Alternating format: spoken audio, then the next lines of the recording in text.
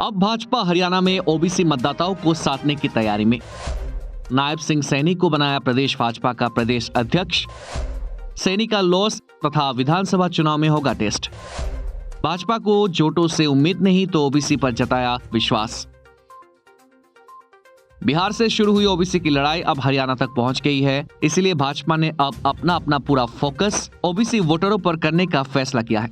इसलिए पार्टी ने ओबीसी समाज के ताल्लुक रखने वाले नायब सिंह सैनी को प्रदेश अध्यक्ष बनाया है। पार्टी ने शुक्रवार को ओबीसी समुदाय से ताल्लुक रखने वाले नायब सिंह सैनी को हरियाणा का प्रदेश अध्यक्ष बना दिया। नायब इस समय कुरुक्षेत्र से सांसद हैं। वे 2019 के लोकसभा चुनाव से पहले विधायक भी रहे हैं। 2014 में नायब सिंह ने अंबाला जिले के नारायणगढ़ सीट से विधानसभा चुनाव जीता था। ये चुनाव नायब 24,000 से ज्यादा वोटों से जीते थे। बाद में खट्टर सरकार में मंत्री बनाए गए। जब 2019 का चुनाव आया तो पार्टी ने नायब को बड़ी जिम्मेदारी सौंपी और कुरुक्षेत्र से टिकट देकर चौंका दिया था। तब भी नायब सिंह संगठन के भरोसे पर खड़े उतरे। 2019 के लोकसभा चुनाव में नायब को 6,88,629 वोट मिले। उनके प्रतिद्वंदी कांग्रेस उम्मीदवार निर्मल सिंह आधे वोट पे ही नहीं पा सके। निर्मल को 3,04,038 वोट मिल सके थे। माना जा रहा है कि कांग्रेस के जातीय जनगणना और ओबीसी के मुद्दे को ध्यान में रखते हुए बीजेपी ने हरियाणा में बड़ा दांव चला है।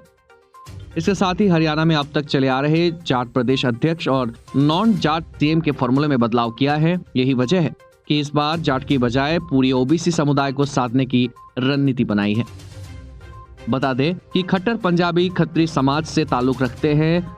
नायब सिंह सैनी 53 साल 2014 में मुख्य धारा की राजनीति में आए और फिर उन्होंने पीछे मुड़कर नहीं देखा।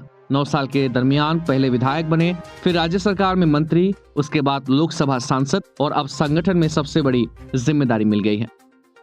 ओबीसी नेता नायब सिंह सैनी ने जाट समुदाय के नेता ओम प्रकाश धनखड़ की जगह ले ली है। धनखड़ का कार्यकाल खत्म हो गया है। शुक्रवार को पार्टी ने धनखड़ को केंद्रीय टीम में जगह दी है और राष्ट्रीय सचिव बनाया है। 2024 से पहले नायब को प्रदेश अध्यक्ष चुनकर बीजेपी ने न सिर्फ ओबीसी समुदाय को संदेश दिया है, बल्कि किसानों से लेकर पहलवानों की नाराजगी को दूर करने की तैयारी भी कर ली है। नायब पर संगठन में एकजुटता बनाए रखने और 2024 के चुनावी संग्राम में केडर को मौजूद करने की जिम्मेदारी है। सैनी को मुख्यमंत्री मनोहर लाल खट्टर का भी विश्वास पात्र माना जाता है।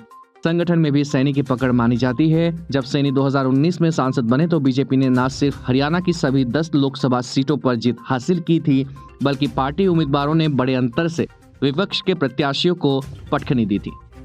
सैनी को प्रदेश अध्यक्ष बनाने के लिए कई मसलों का ध्यान में रखकर चुना गया है। हाल ही में कांग्रेस जातिगत आरक्षण का मामला उठा रही है और ओबीसी समुदाय को लेकर बीजेपी की घेराबंदी कर रही है।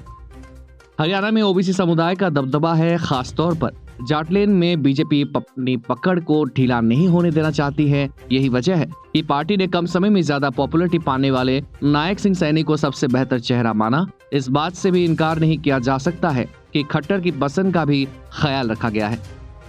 सीएम खट्टर भी यही चाहते थे कि उनके खेमे का कोई नेता प्रदेश अध्यक्ष बनाया जाए, जिसके साथ सरकार और संगठन के बीच ठीक से तालमेल बैठाकर काम किया जा सके। सरकारी योजनाओं को संगठन के जरिए गांव गरीब तक पहुंचाया जा सके। हालांकि 2024 का लोकसभा चुनाव बीजेपी के प्रदेश अध्यक्ष के रूप में सैनी की पहली राजनीतिक परीक्षा होगी। उनकी नियुक्ति ऐसे समय में हुई है जब बीजेपी सरकार भारी एंट्री इनकम्बेंसी से जूझ रही है। हरियाणा में सैनी जाति की आबादी करीब 8% मानी जाती है। कुरुक्षेत्र, यमुनानगर, अंबाला, हिसार और रेवाड़ी जिले में अच्छी खासी संख्या है। हरियाणा से राजेश अग्रवाल की रिपोर्ट, वॉच टाइम।